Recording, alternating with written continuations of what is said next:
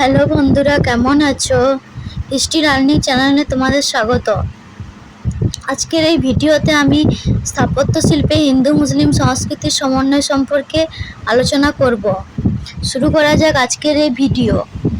হিন্দু মুসলিমের দুটি উন্নত সভ্যতার পারস্পরিক প্রভাবে মধ্যযুগে ভারতে এক অপূর্ব শিল্পরুটি গড়ে ওঠে, যা আজও পর্যটকদের বিস্ময় উদ্বেগ করে। হিন্দু শিল্পীরা যেমন পাথর বসিয়ে মন্দির নির্মাণ শিল্পে দক্ষ ছিলেন, তেমনি তুর্কিরাও শিল্প ও স্থাপত্য সম্পর্কে যথেষ্ট পারদর্শী ছিল।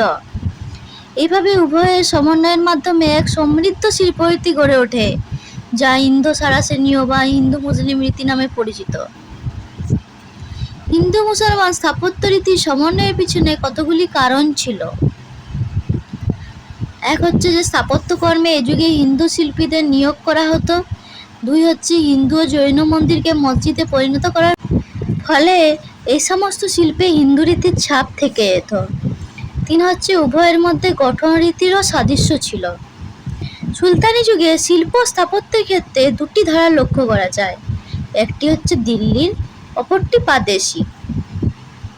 দিল্লির শিল্প স্থাপত্যের নিদর্শনের মধ্যে কুয়াতুল ইসলাম মসজিদ, কুতুব মিনার, আলাই দরজ, আলাউদ্দিন কা ঝোপড়া, গিয়াসউদ্দিনের সমাধি ভবন, আলিলাবাদের দুর্গ প্রভৃতি উল্লেখযোগ্য।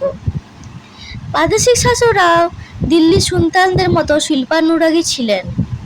প্রাদেশিক শিল্পে স্থানীয় ভাবধারার গভীর প্রভাব লক্ষ্য। লাল দরওয়াজ এবং অতাল মসজিদে হিন্দু শিল্পরীতির সুপুষ্ট প্রভাব লক্ষণীয়।